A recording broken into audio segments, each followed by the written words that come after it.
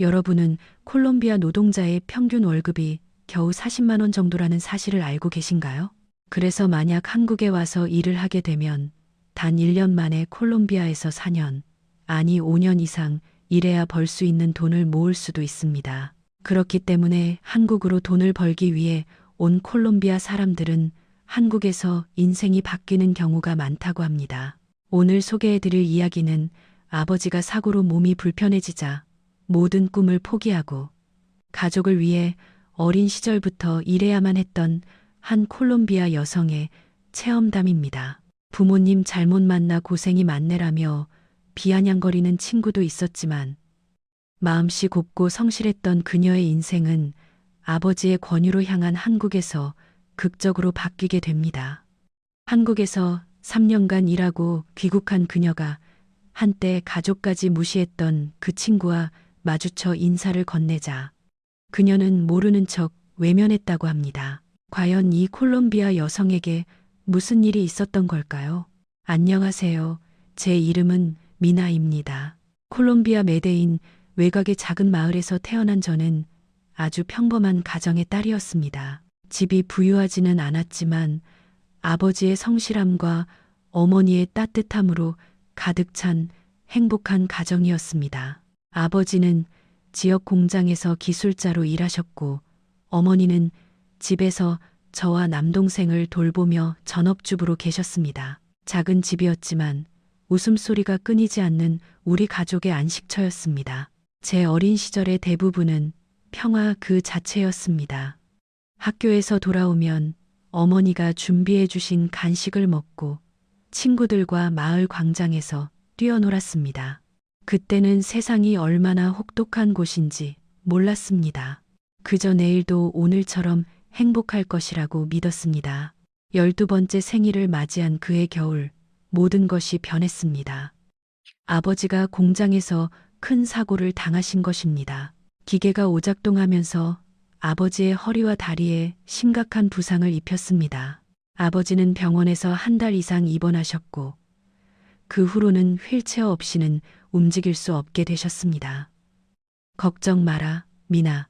아빠는 괜찮다. 아버지는 항상 그렇게 말씀하셨지만 어린 제 눈에도 아버지의 눈빛이 변한 것을 알 수 있었습니다. 한때 당당하고 활기 넘치던 그 눈은 이제 슬픔과 자책감으로 가득 차 있었습니다. 사고 이후 우리 가족의 생계는 어머니의 두 어깨에 달리게 되었습니다.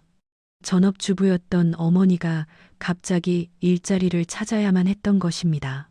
어머니는 학력도 경력도 없었지만 가족을 위해 무엇이든 하셨습니다. 결국 아버지가 일하시던 공장 근처의 작은 봉제 공장에서 일을 시작하셨습니다. 미나, 이제부터 집안일을 많이 도와줘야 한다.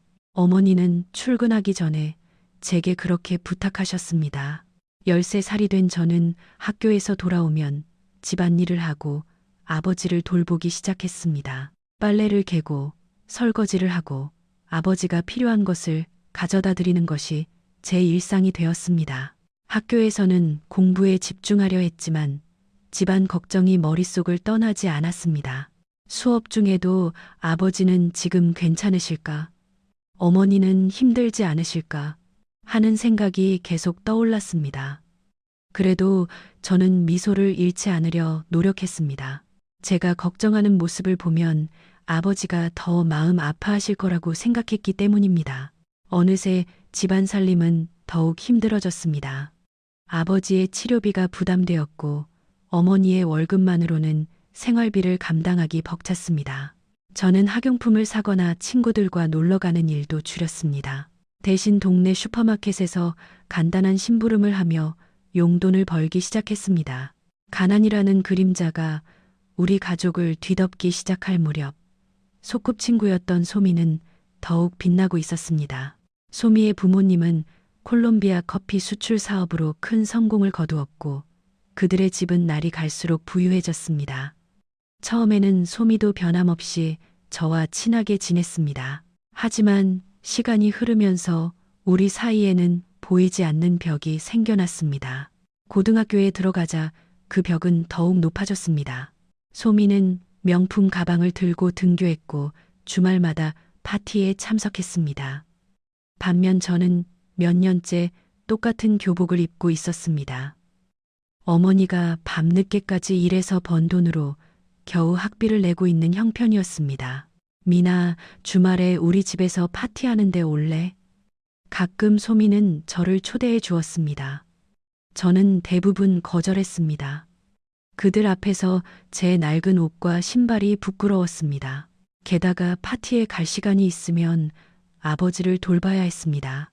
대학 입시를 준비하던 어느 날 학교 도서관에서 소미와 마주쳤습니다.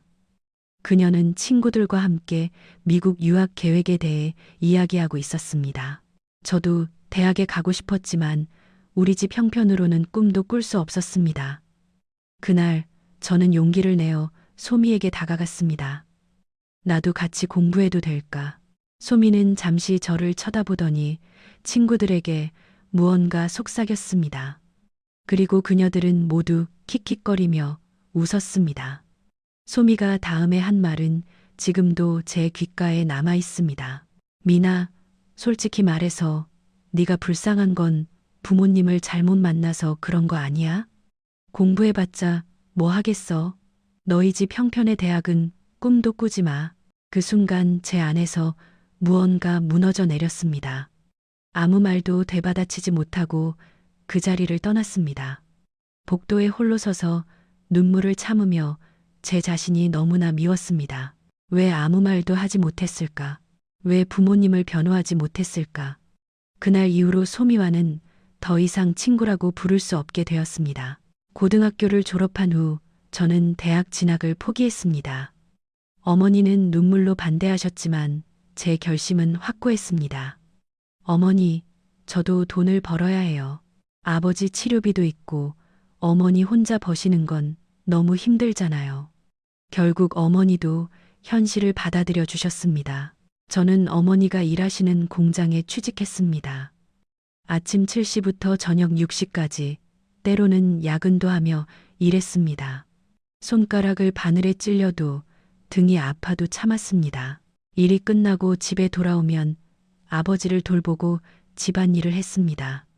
하루하루가 힘들었지만 조금이라도 부모님께 도움이 된다고 생각하면 견딜 수 있었습니다. 가끔 소미에 대한 소문이 들려왔습니다. 그녀는 미국의 대학에 입학했고 SNS에는 화려한 캠퍼스 라이프 사진을 올리고 있었습니다. 가끔 그녀에게서 메시지가 오기도 했습니다. 미나, 잘 지내? 나 이번 봄방학에 유럽 여행 가. 하지만 그런 메시지들은 자랑이거나 저를 얕보는 듯한 내용뿐이었습니다. 집에서는 아버지의 상태가 점점 나빠져 갔습니다.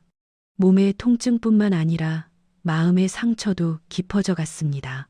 한때 가족을 위해 열심히 일했던 아버지는 이제 자신을 쓸모없는 존재라고 생각하셨습니다. 내가 이렇게 되는 바람에 너희가 고생하는구나. 아버지는 자주 그렇게 중얼거리셨습니다. 저는 아버지에게 웃음을 되찾아드리고 싶었습니다. 그래서 퇴근 후에 함께 TV를 보며 시간을 보냈습니다.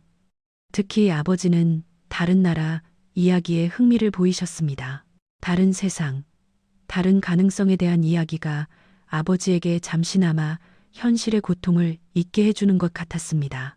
저는 침대에 누워 천장을 바라보며 생각했습니다.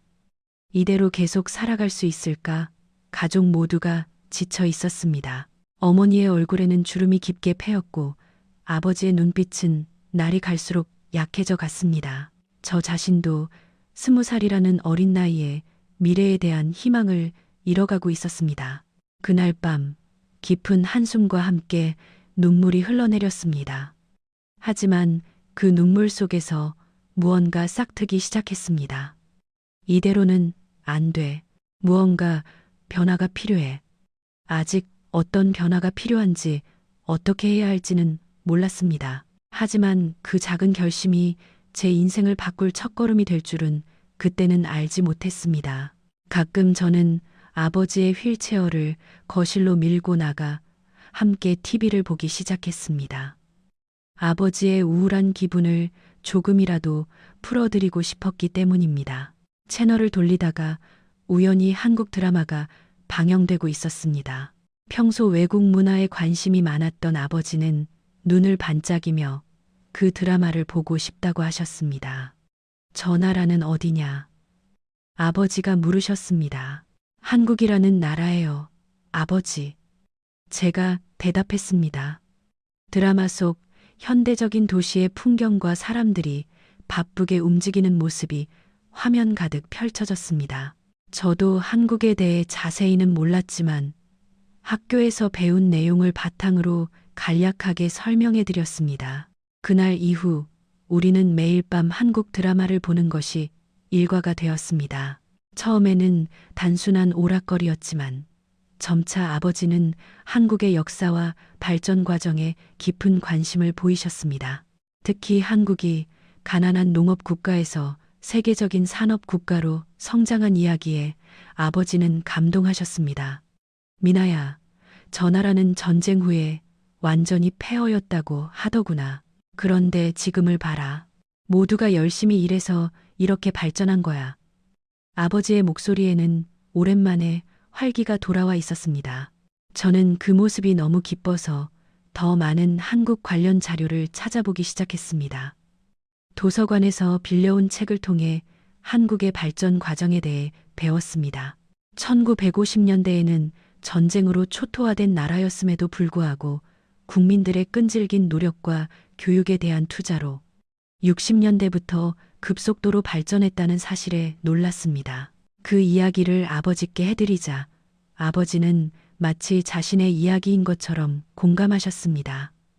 사람은 노력하면 이렇게 달라질 수 있는 거구나. 아버지는 자주 그렇게 중얼거리셨습니다. 한국 드라마와 이야기는 아버지에게 잠시나마 현실의 고통을 잊게 해주었습니다. 하지만 더 중요했던 것은 오랫동안 잃어버렸던 희망의 불씨를 다시 지펴주었다는 것이었습니다. 공장에서 일하는 나날이 계속되는 가운데 저는 틈틈이 인터넷 카페에서 한국에 대해 더 많이 알아보았습니다. 한국의 현재 모습, 일자리, 그리고 외국인의 생활에 대한 정보를 찾았습니다. 대부분의 정보는 영어로 되어 있었지만 고등학교에서 배운 영어 실력으로 대략적인 내용은 이해할 수 있었습니다. 어느 날 저녁, 평소보다 일찍 일을 마치고 집에 돌아왔습니다. 아버지는 혼자 창밖을 내다보고 계셨습니다. 제가 다가가자 아버지는 조심스럽게 입을 여셨습니다. 미나야, 네가 한국에 한번 가보는 건 어떻겠니? 그 말에 저는 놀라서 말을 잃었습니다. 한국은 지구 반대편에 있는 나라이고 언어와 문화도 전혀 다릅니다. 게다가 저는 부모님을 두고 그렇게 멀리 갈 생각은 한 번도 해본 적이 없었습니다. 아버지, 무슨 말씀이세요? 저는 여기서 아버지와 어머니를 돌봐야 해요. 제 목소리는 떨리고 있었습니다. 하지만 아버지의 눈빛은 오랜만에 단호했습니다. 네가 여기서 우리를 위해 청춘을 희생하는 모습을 보는 게 아버지는 더 가슴이 아프단다. 아버지의 말씀에 저는 눈물이 났습니다. 그날 밤 어머니가 귀가하셨을 때 우리는 가족 회의를 열었습니다. 처음에는 어머니도 놀라셨지만 곧 아버지의 의견에 동의하셨습니다. 미나야, 우리는 항상 같은 곳에 있을 거야. 하지만 너는 달라. 너는 젊고 배움에 열정이 있잖니. 콜롬비아에서는 아무리 노력해도 한계가 있단다. 어머니의 말씀이 가슴에 와닿았습니다. 지금까지 저는 가족을 위해 제 꿈을 포기했다고 생각했지만 사실 부모님도 저를 위해 많은 것을 참고 계셨던 것입니다. 며칠 동안 저는 깊이 고민했습니다. 한국에 간다는 것은 엄청난 모험이었습니다. 말도 모르고 아는 사람도 없는 곳에서 새로 시작하는 것이 두려웠습니다. 하지만 지금의 생활을 계속 이어간다면 우리 가족 모두가 점점 더 지쳐갈 것이라는 사실도 알고 있었습니다. 결심이 서지 않아 동네를 산책하던 중 저는 우연히 소미의 집 앞을 지나게 되었습니다. 예전에는 그저 평범했던 그 집은 이제 화려한 대문과 정원으로 바뀌어 있었습니다. 마침 소미가 고급 차에서 내리는 것이 보였습니다. 그녀는 저를 알아보지 못했지만 그 순간 제 마음속에서 무언가 확실하게 바뀌었습니다. 왜 나는 이대로 여기에 있어야만 하지? 도전하지 못할 이유가 없어. 그날 밤 저는 부모님께 한국에 가기로 결심했다고 말씀드렸습니다. 부모님은 기뻐하셨지만 현실적인 문제가 남아 있었습니다. 어떻게 비자를 받고 일은 어떻게 구하며, 그리고 무엇보다 비용이 문제였습니다. 그때 과거에 아버지와 함께 일했던 호르헤 아저씨가 도움의 손길을 내밀어 주셨습니다. 호르헤 아저씨는 콜롬비아와 한국을 오가며 사업을 하시는 분이었습니다. 아버지가 연락을 드리자 호르헤 아저씨는 흔쾌히 돕겠다고 말씀해 주셨습니다. 한국에 있는 지인이 외국인 직원을 찾고 있어. 다국적 벤처 기업인데 영어를 할 수 있으면 채용될 가능성이 높아. 호르헤 아저씨의 말에 희망이 솟아났습니다. 저는 곧바로 이력서를 준비하고 영어 실력을 증명하기 위해 시험을 봤습니다. 기다리는 시간은 길게 느껴졌습니다. 매일 밤 퇴근 후에 이메일을 확인하며 답장을 기다렸습니다. 한 달이 지나고 드디어 답장이 왔습니다. 그것도 긍정적인 답변이었습니다. 한국의 회사가 저를 채용하고 싶다는 의사를 밝혀온 것입니다. 제가 일하게 될 부서는 라틴 아메리카 시장 개척팀으로 스페인어와 영어 능력이 중요하다고 했습니다. 이제 비자 문제만 남았습니다. 호르헤 아저씨가 아는 행정사를 소개해 주셔서 취업 비자 신청 과정을 도와주셨습니다. 서류 준비부터 면접까지 모든 과정이 처음이었지만 한 걸음씩 나아갔습니다. 마침내 비자가 승인되었다는 소식을 들었을 때 저는 기쁨과 두려움이 뒤섞인 복잡한 감정을 느꼈습니다. 비행기 표를 예약하고 필요한 것들을 준비하기 시작했습니다. 어머니는 저를 위해 새 옷 몇 벌을 사주셨고 아버지는 오래된 가족 사진이 담긴 작은 액자를 선물해 주셨습니다. 우리를 잊지 말라는 의미였을 것입니다. 물론 잊을 리가 없었습니다. 한국으로 떠나기 일주일 전 갑자기 불안감이 밀려왔습니다. 정말로 이게 옳은 걸까? 말도 모르는 나라에서 어떻게 살아가지? 매일 밤 그런 생각에 잠을 이루지 못했습니다. 하지만 부모님의 믿음 가득한 눈빛을 볼 때마다 용기를 내려고 노력했습니다. 마지막 날 저는 공장에 사직서를 제출했습니다. 함께 일했던 동료들은 축하의 말을 건네면서도 아쉬워했습니다. 미나, 너는 정말 용감하구나. 꼭 성공해서 돌아와. 그들의 응원이 제게 큰 힘이 되었습니다. 집에 돌아와 짐을 마지막으로 확인하고 있는데 어머니가 조용히 제 방으로 들어오셨습니다. 어머니의 손에는 작은 봉투가 들려 있었습니다. 이건 우리가 너를 위해 모아둔 돈이야.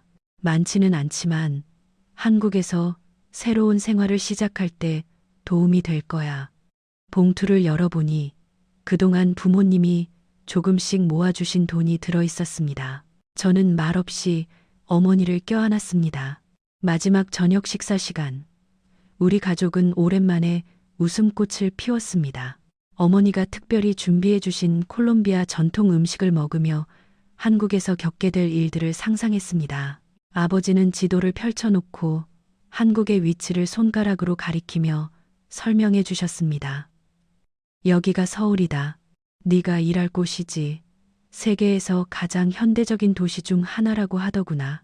밤이 깊어지면서 대화는 더욱 진지해졌습니다. 아버지는 제 손을 꼭 잡고 말씀하셨습니다. 미나야, 만약 힘들면 언제든지 돌아와도 된단다. 하지만 내 가능성을 시험해보지도 않고 포기하지는 마라. 너는 우리의 자랑스러운 딸이니까. 어머니도 덧붙이셨습니다. 처음에는 모든 것이 낯설고 힘들겠지. 하지만 너의 성실함과 따뜻한 마음은 어디를 가도 빛을 발할 거야. 사람들은 그런 진심을 알아봐 주는 법이란다. 다음 날 아침 공항으로 향하는 택시 안에서 저는 창밖을 바라보며 메데인의 풍경을 눈에 담았습니다. 산들, 형형색색의 집들, 그리고 바쁘게 오가는 사람들. 이 모든 것이 곧 저의 과거가 된다고 생각하니 가슴이 뭉클해졌습니다. 공항에 도착해서 체크인을 마치고 마지막으로 부모님과 작별 인사를 나누었습니다. 어머니는 눈물을 참으려 하셨지만 결국 흘리고 마셨습니다. 아버지는 휠체어에 앉은 채 꿋꿋한 척하려 애쓰셨습니다. 반드시 성공해서 돌아올게요. 그때까지 건강하게 지내세요. 제 목소리가 떨렸습니다. 보안 검색대를 통과하기 전 마지막으로 뒤를 돌아보았습니다. 부모님은 아직 그 자리에 서서 저를 바라보고 계셨습니다. 아버지가 휠체어에서 일어나 한 걸음 내딛는 것이 보였습니다. 그것은 마치 너라면 할 수 있다고 말해주는 것 같았습니다. 비행기 안에서 저는 창가에 앉아 점점 작아져가는 메데인의 모습을 바라보았습니다. 정말 떠나는구나.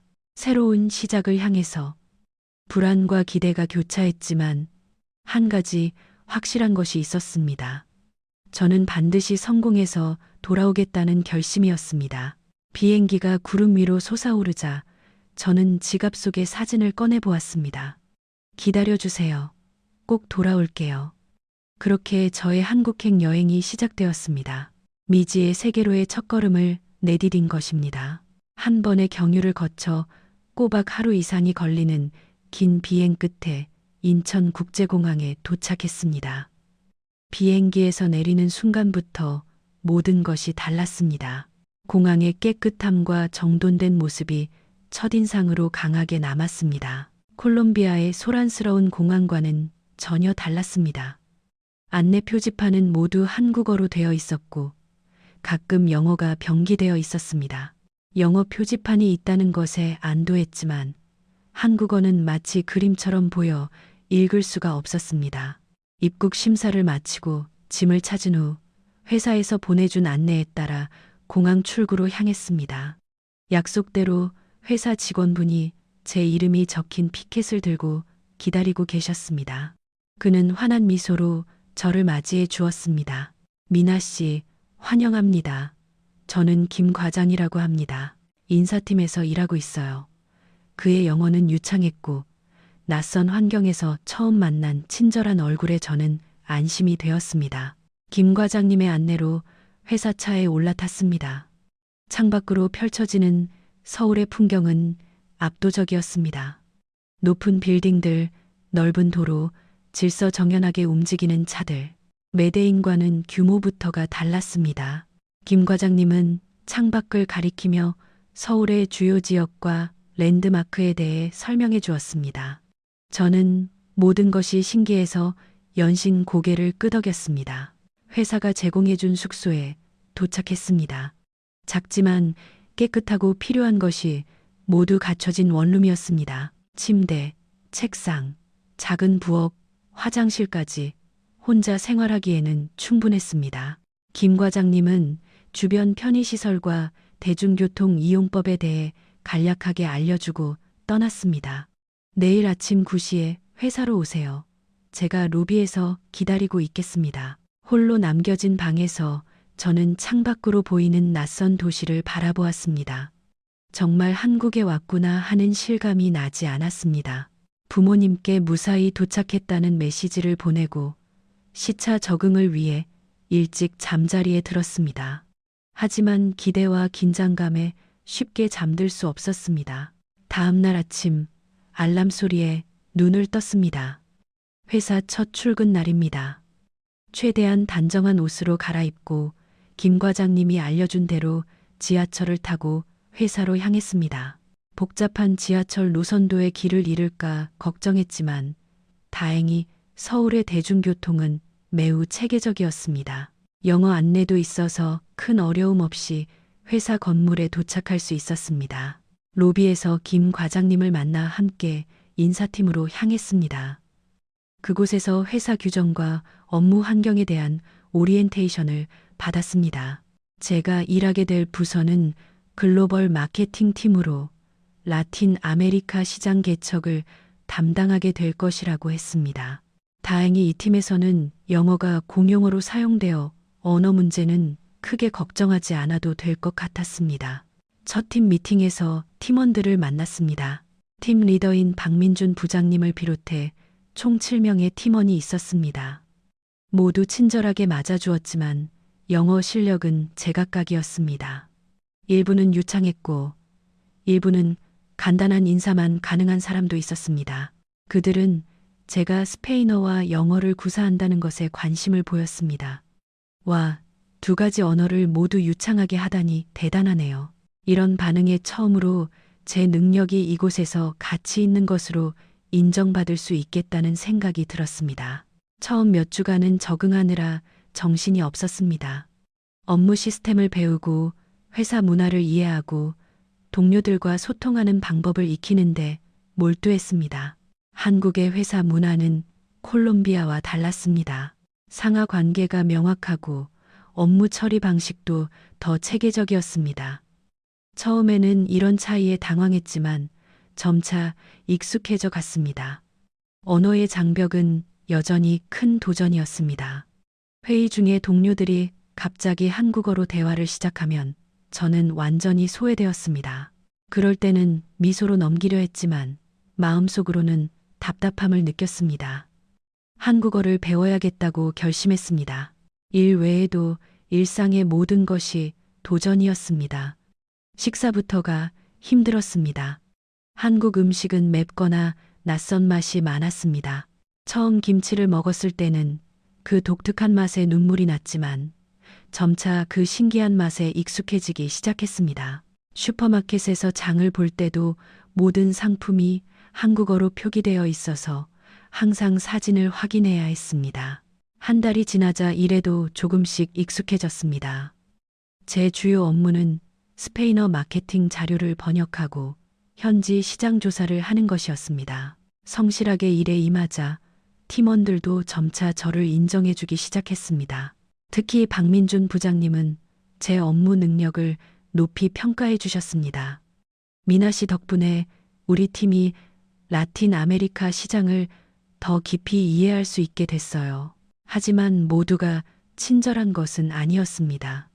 마케팅 2팀의 강 과장은 종종 불필요한 신체 접촉을 시도했습니다. 회식 자리에서 제 옆에 앉아 어깨를 툭툭 치거나 업무상 질문이 있다며 단둘이 만나자고 제안하기도 했습니다. 저는 최대한 정중하게 거절했지만 그의 접근은 계속되었습니다. 문화 차이인지 아니면 그 개인의 문제인지 구분하기 어려웠습니다. 첫 월급날 통장에 찍힌 금액을 보고 놀라 말을 잃었습니다. 콜롬비아에서 받던 월급의 4배가 넘는 액수였습니다. 급여 명세서를 보니 기본급 외에도 다양한 수당이 포함되어 있었습니다. 대략 계산해 보니 여기서 2년만 일하면 콜롬비아에서 10년간 일해서 벌 수 있는 금액이었습니다. 그 순간 부모님의 선택이 얼마나 현명했는지 깨달았습니다.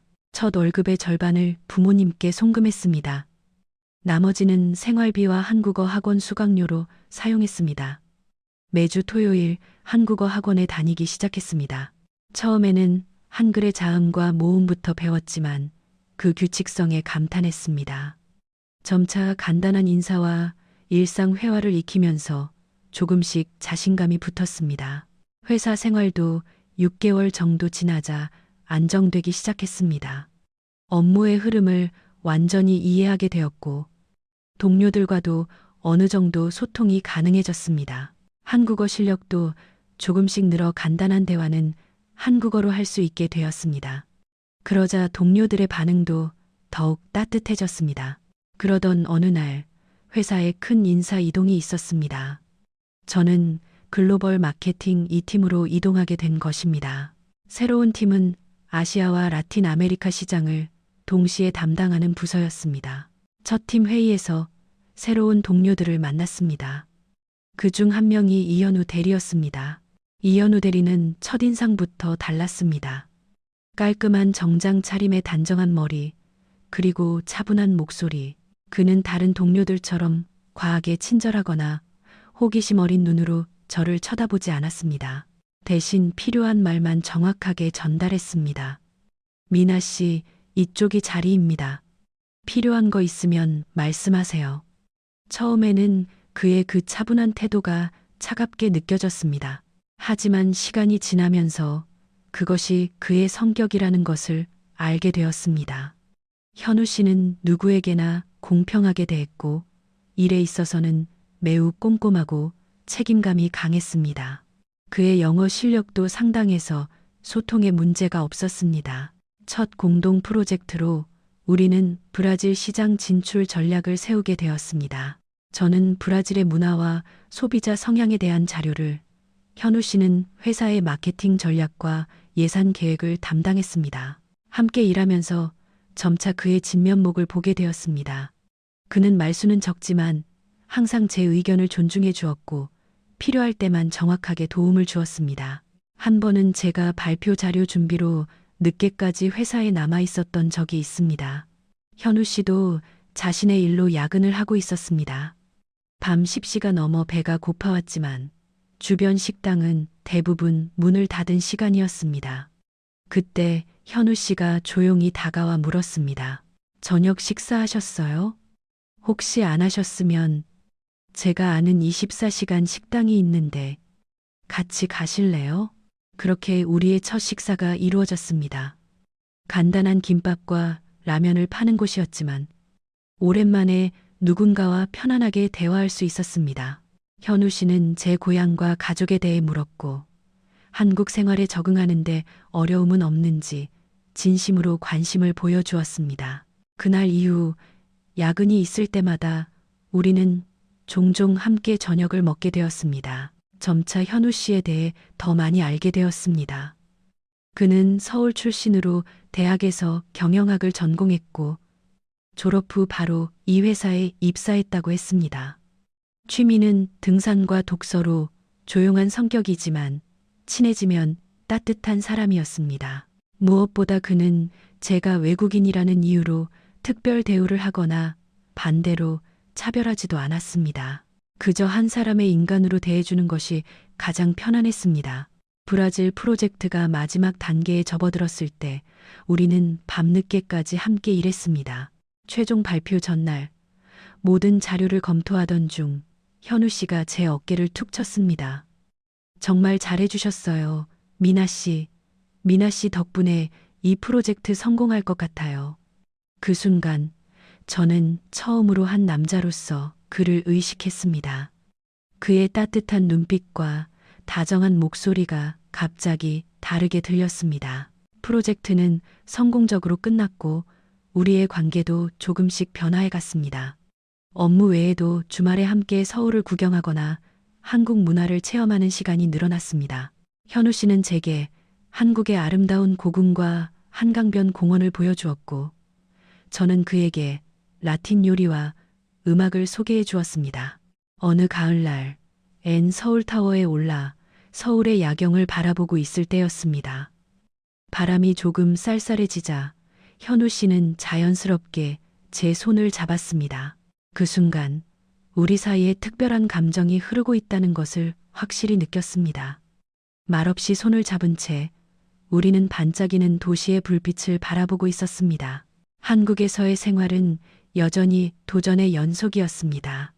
언어의 장벽, 문화의 차이, 그리고 때때로 느끼는 외로움. 하지만 이제는 그 모든 것을 함께 나눌 수 있는 사람이 생겼습니다. 하루하루가 힘들었지만 행복과 설렘이 동시에 찾아왔습니다. 낯선 땅에서의 새로운 시작은 생각했던 것보다 훨씬 많은 것을 제게 가져다 주고 있었습니다. 한국에서의 생활이 어느덧 3년 차에 접어들었습니다. 처음에는 그저 낯설기만 했던 이곳이 이제는 제 삶의 일부가 되어 있었습니다. 한국어도 어느 정도 유창해졌고 회사에서의 입지도 안정되었습니다. 무엇보다 이현우 씨와의 관계는 더욱 깊어져 서로에게 없어서는 안 될 존재가 되어 있었습니다. 그동안 부모님께 꾸준히 돈을 보내드렸습니다. 덕분에 아버지의 치료와 집안 살림이 훨씬 나아졌다는 소식을 들을 수 있었습니다. 어머니는 더 이상 공장에서 일하지 않으셔도 되었고 아버지의 건강 상태도 조금씩 호전되고 있다고 했습니다. 하지만 그럼에도 불구하고 어머니 혼자 아버지를 돌보는 것이 쉽지 않을 것이라는 걱정이 있었습니다. 통장 잔고를 확인할 때마다 저는 뿌듯함을 느꼈습니다. 3년간 열심히 모은 돈은 콜롬비아에서는 꽤 큰 금액입니다. 이제 부모님께 더 좋은 집을 마련해 드릴 수도 있겠다는 생각이 들었습니다. 하지만 동시에 고민도 커졌습니다. 제 취업 비자가 곧 만료될 예정이었기 때문입니다. 회사는 비자 연장을 돕겠다고 했습니다. 그동안의 업무 성과를 인정받아 라틴 아메리카 마케팅 담당 팀장으로 승진할 가능성도 있었습니다. 그러나 마음 한편에는 부모님에 대한 걱정이 항상 있었습니다. 매주 영상통화로 뵙는 부모님의 얼굴에 세월의 흔적이 깊게 새겨져 가는 것을 볼 때마다 가슴이 아팠습니다. 어느 날 현우 씨와 한강변을 걷다가 저는 제 고민을 털어놓았습니다. 비자가 곧 만료돼요. 회사에서는 연장해 준다고 하는데 부모님 걱정이 돼서요. 특히 아버지가 아직 편찮으셔서 어머니 혼자 돌보시기 힘들 것 같아요. 현우 씨는 조용히 제 이야기를 들어주었지만 그날은 특별한 대답을 해주지 않았습니다. 그저 제 손을 더욱 굳게 잡아줄 뿐이었습니다. 일주일 후 현우 씨는 저를 한강이 내려다 보이는 레스토랑으로 초대했습니다. 평소와 달리 정장 차림에 어딘가 긴장한 모습이었습니다. 저녁 식사를 마치고 와인을 마시던 중 그가 주머니에서 작은 상자를 꺼냈습니다. 미나 씨, 이것 좀 봐요. 상자를 열자 반짝이는 반지가 나타났습니다. 저와 결혼해 주세요. 그 순간 제 마음은 기쁨과 혼란으로 가득 찼습니다. 현우 씨를 사랑했지만 결혼이라는 것은 전혀 다른 차원의 결심이었습니다. 현우 씨, 저는 부양해야 할 가족이 있어요. 콜롬비아에 계신 부모님. 말이 채 끝나기도 전에 그가 제 손을 잡았습니다. 알고 있어요. 그리고 저는 미나 씨의 가족도 제 가족이라고 생각할 준비가 되어 있어요. 우리가 함께 부양할 수 있어요. 만약 미나 씨가 콜롬비아로 돌아가야 한다면 제가 따라갈 수도 있고요. 하지만 그 전에 저희 부모님을 만나보고 어떤 방법이 우리 모두에게 가장 좋을지 함께 결정하지 않을래요? 현우 씨의 진심 어린 말에 눈물이 쏟아졌습니다. 그의 따뜻한 마음이 제 모든 불안을 녹여주는 것 같았습니다. 그날 밤 저는 그의 청혼을 받아들였습니다. 하지만 그 전에 먼저 콜롬비아에 가서 부모님께 인사를 드리고 싶다고 말했습니다. 현우 씨는 흔쾌히 동의했고 함께 콜롬비아 여행 계획을 세우기 시작했습니다. 회사에는 휴가를 신청하고 2주간 콜롬비아를 방문하기로 했습니다. 현우 씨는 스페인어 기초 회화를 배우기 시작했습니다. 그의 노력하는 모습이 더욱 사랑스럽게 느껴졌습니다. 비행기 표를 예약하고 부모님께 제 약혼자를 데리고 간다고 말씀드렸습니다.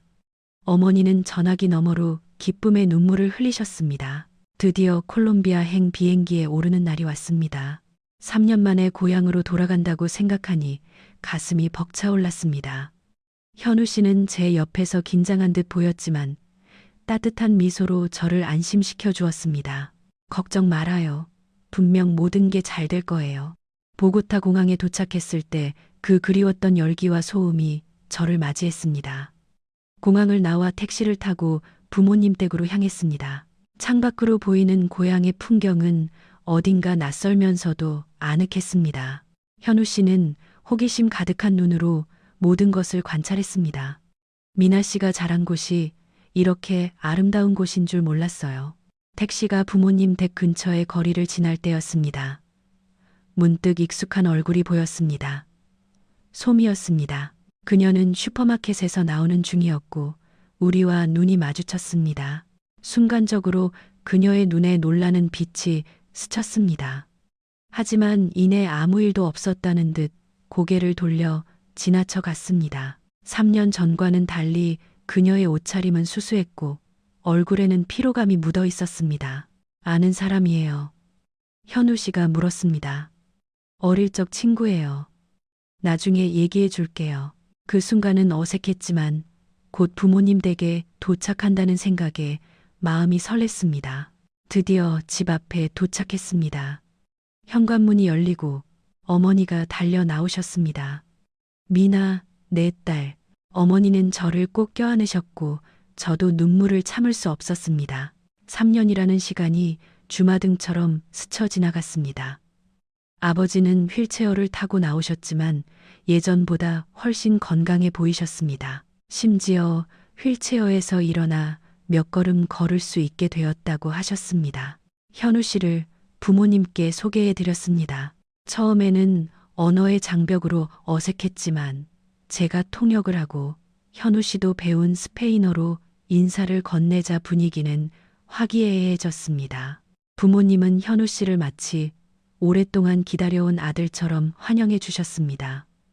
특히 아버지는 현우 씨에게 한국의 역사와 문화에 대해 끊임없이 질문하셨습니다. 저녁 식사 자리에서 우리의 결혼 계획을 정식으로 말씀드렸습니다. 부모님은 잠시 놀라시는 듯 했지만 이내 기쁨의 눈물을 보이셨습니다. 이렇게 우리 딸을 아껴주는 모습을 보니 더 바랄 게 없구나. 아버지의 말씀에 현우 씨도 감동한 듯 했습니다. 다음 날 현우 씨와 함께 마을을 둘러보았습니다.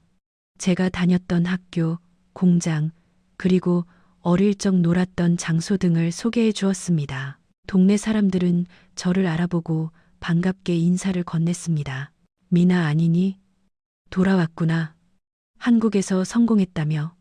그들의 축하와 관심이 따뜻하게 느껴졌습니다. 마을 카페에 들렀을 때 놀라운 소식을 듣게 되었습니다. 소민의 집안이 불법적인 사업에 연루되어 재산을 모두 잃었다는 이야기였습니다. 거기에 아버지가 마약 거래에 연루됐다고 하더구나. 지금은 교도소에 있고 소민은 네가 예전에 다니던 그 공장에서 일하고 있대. 카페 주인의 이야기에 복잡한 심정이 되었습니다. 순간 소미를 찾아가 위로해 줄까 하는 생각도 들었습니다. 하지만 현우 씨가 제 손을 꼭 잡으며 말했습니다. 그냥 두는 게 좋을 것 같아요. 당신이 나타나면 그녀는 더 비참한 기분이 들 수도 있으니까요. 현우 씨의 말이 맞다고 생각했습니다. 때로는 도우려는 행동이 오히려 상대에게 상처를 줄 수도 있는 법입니다. 일주일간의 콜롬비아 방문 동안 우리는 미래 계획을 구체화했습니다. 결혼 후에도 당분간은 한국에서 살기로 했습니다. 하지만 1년에 2번은 꼭 콜롬비아를 방문하기로 약속했습니다. 또한 부모님을 한국으로 모셔와 치료를 받게 해드리는 방안도 논의했습니다. 특히 아버지의 재활을 위해 한국의 선진 의료 시스템을 활용하자는 현우 씨의 제안에는 정말 감동했습니다. 아버님, 분명 더 좋아지실 거예요. 한국에는 좋은 재활센터가 많거든요. 그의 깊은 배려심에 더욱 사랑스러움이 커졌습니다. 콜롬비아를 떠나기 전날 부모님은 우리를 위해 작은 파티를 열어주셨습니다. 친척들과 이웃들이 모두 모여 음식과 음악이 가득한 따뜻한 시간을 보냈습니다. 현우 씨는 말은 통하지 않아도 콜롬비아 사람들의 열정과 따뜻함에 흠뻑 매료된 듯 했습니다.